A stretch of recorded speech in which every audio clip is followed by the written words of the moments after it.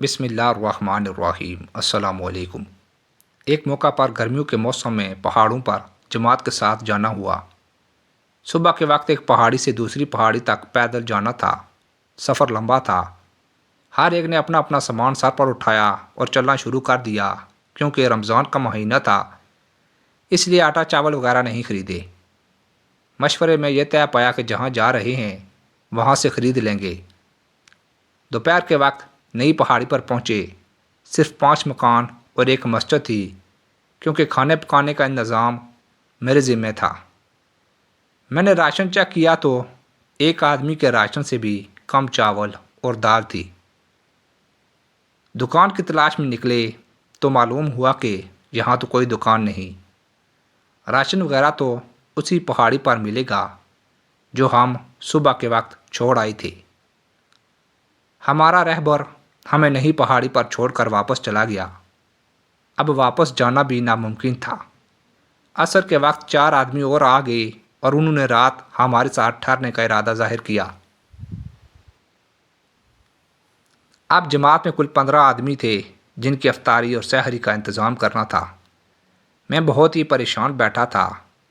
امیر صاحب سے مشورہ کیا۔ انہوں نے میری پریشانی دیکھ کر کھانا پکانے کا چارج لے لیا اور مجھے اور میرے ایک ساتھی کو ساتھ والے جنگل میں جانے کو کہا۔ وہاں سے ہمیں تھوڑے سے جنگلی شہتوت اور زیتون زمین پر پڑا ہوا ملا۔ اٹھا کر لے آئے اور افطاری اس سے کی۔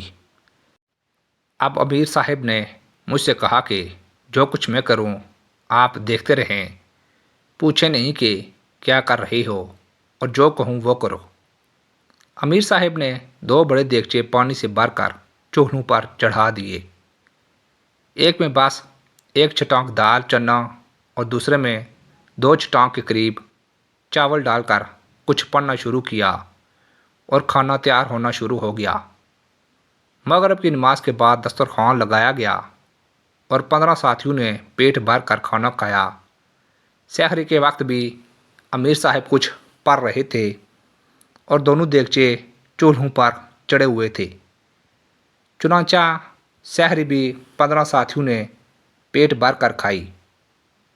فجر کی نماز اور دوسرے اعمال سے فارغ ہو کر جب میں نے دیگچے کھولے تو ان میں دال اور چاول ابھی تک بچے ہوئے تھے۔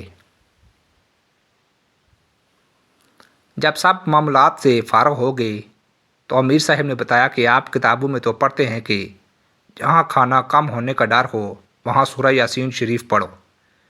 آج آپ لوگوں نے اس کا عملی نمونہ دیکھ لیا۔